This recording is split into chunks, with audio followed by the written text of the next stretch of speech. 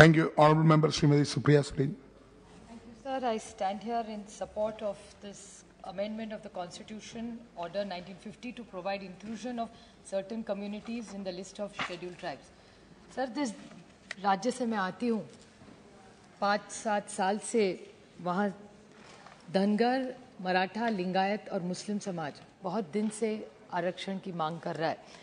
कल में भी जो बिल में डिस्कशन हुआ था उसके बारे में मैं बोली थी, क्योंकि धनगर, मराठा, लिंगायत और मुस्लिम इन्होंने आंदोलन किए। आंदोलन के बाद तब के जो विपक्ष के नेता थे उन्होंने ऐसे कहा था कि जब हमारी सरकार आएगी तो पहले कैबिनेट में हम दे देंगे। मैं थोड़ी सी क्रोनोलॉजी आपको बताऊंगी सर।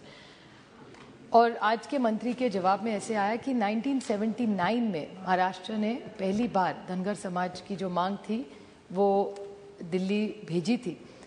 तब मिस्टर पवार महाराष्ट्र के मुख्यमंत्री थे और 1981 में, ये सारा मंत्री जी का स्टेटमेंट है, मैं सिर्फ दोहरा रही हूँ, उन्होंने वापस भेज दिया कि कोई टेक्निकल चीज़ें कम ज़्यादा थी उसमें।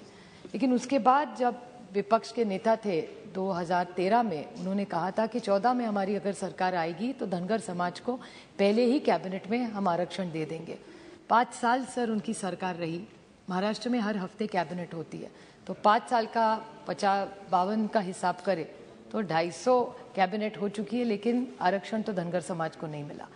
उसके बाद अभी भी उनकी सरकार है और कल महाराष्ट्र के भारतीय जनता पक्ष के जो मेंबर बोल रहे थे उनकी भी मांग थी कि ये किया जाए। तो महाराष्ट्र में भी उनकी सरकार है और केंद्र में भी उनकी सरकार है, तो दिक्कत कहाँ है ये मुझे समझ में नहीं आ रहा है। तो मैं मंत्री जी को विनती करूँगी कि ये धनगर समाज की जो मांग है, मराठा समाज की मांग है, लिंगायत की, मुस्लिम है, इसका पूरा कल भी हम एक इसी डिस्कशन में कर रहे थे और ऐसे और 4-5 बिल है। तो अगर हिमाचल के लिए हो सकता है, तमिलनाडु के लिए हो सकता है, उत्तर प्रदेश के लिए हो सकता है, तो महाराष्ट्र के लिए क्यों नहीं हो सकता? और क्यों नहीं एक कॉम्प्रिहेंसिव बिल, हर पीस बाय पीस, एक टुकड़े करके एक राज्य का बिल ला रहे हैं? क्यों ना एक देश के लिए जहाँ जहाँ से मांगे आ रही है। और मंत्री महोदय ने उनके जवाब में आज सुबह कहा कि जब महाराष्ट्र से प्रपोजल आया था उन्होंने एक कमीशन के बारे में बोला था। जी, एक महाराष्ट्र ने कमीशन, जो विपक्ष के नेता थे 2013 में, वो मुख्यमंत्री बने 2014 में और आज महाराष्ट्र में उप मुख्यमंत्री है। उन्होंने एक कमीशन बैठाया था जिन्होंने ये धनगर समाज की रिक्वायरमेंट को रिजेक्ट कैसे दिया। रिपोर्ट मैंने देखा नहीं है लेकिन पेपर में पढ़ा है। मेरे ख्याल से अगर इतनी बड़ी समाज मांग कर रहा है, ऐसा कौन सा आपने सर्वे, किसको जिम्मेदारी दी जिन्होंने ये इतनी मांग रिजेक्ट कर दी? तो मैं महाराष्ट्र सरकार और केंद्र सरकार को, क्योंकि जवाब में मंत्री महोदय ने कहा कि जो मांग आएगी मैं राज्य से बात करूंगा, तो मैं मंत्री महोदय से विनती करूंगी कि आप प्लीज़ महाराष्ट्र राज्य से बात करें और धनगर समाज का जो प्रपोजल 79 में भेजा था वो 81 में क्यों वापस गया। उसके बाद महाराष्ट्र की भारतीय जनता पार्टी की, मैं इसमें राजनीति नहीं, मैं सिर्फ क्रोनोलॉजी आपको बता रही हूँ, तो उन्होंने जो कमिटमेंट दिया था उसका क्या हुआ? उसके बाद वो जो कमीशन बैठा गया उसका रिजेक्शन क्यों आया? क्योंकि किसको दिया इन्होंने कि इतना बड़ा अन्याय, इतने समाज को जो न्याय मांगने की कोशिश कर रहा है, हम सब उसमें साथ हैं। हर पार्टी का मानना है, भले भारतीय जनता पक्ष हो, कांग्रेस हो, शिवसेना हो, सबकी मानना है कि धनगर सो एक वॉइस में सारे जो महाराष्ट्र के पक्ष है, अगर वो कह रहे हैं कि धनगर समाज को रिजर्वेशन दे तो दिक्कत क्या है?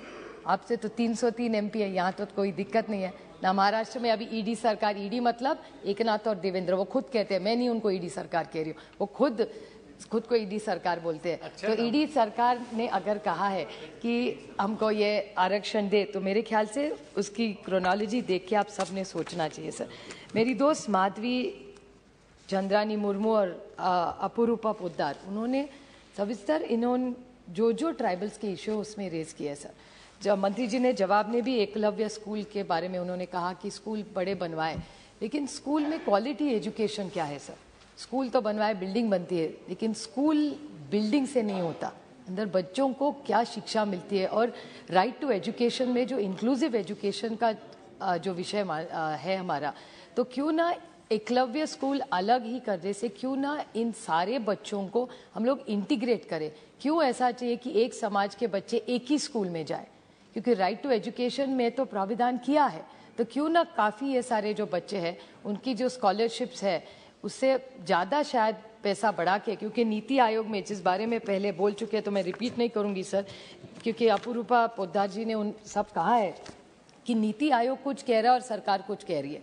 नीति आयोग कह रही है कि इस डिपार्टमेंट का बजट कम हो रहा है, लेकिन मंत्री जी उनके आज के उत्तर में कह रहे थे कि बजट बढ़ा है। तो नीति आयोग कह रही है सच के मंत्री जी कह रहे, मेरे ख्याल से ये क्लैरिफिकेशन दे दे, क्योंकि ट्राइबल्स को मदद की ज़रूर है। अरविंद सावंत जी जो कह रहे थे, हमारे यहाँ भी महाराष्ट्र में नंदुरबार हो, पालघर हो, मेलघाट हो, इनके प्रश्न जो है वो अलग है।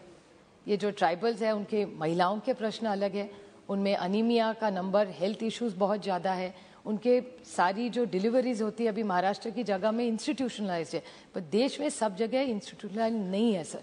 तो क्यों ना एक इंटीग्रेटेड प्रोग्राम इनके लिए बनाया जाए।